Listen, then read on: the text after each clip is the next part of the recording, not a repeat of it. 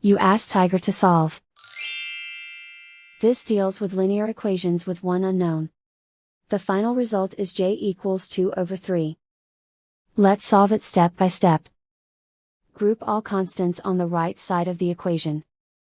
Add 16 to both sides. Simplify the arithmetic.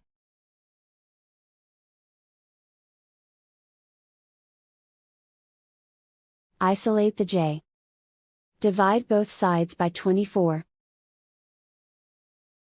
Simplify the fraction. Find the greatest common factor of the numerator and denominator. Factor out and cancel the greatest common factor. And so the final result is j equals 2/3.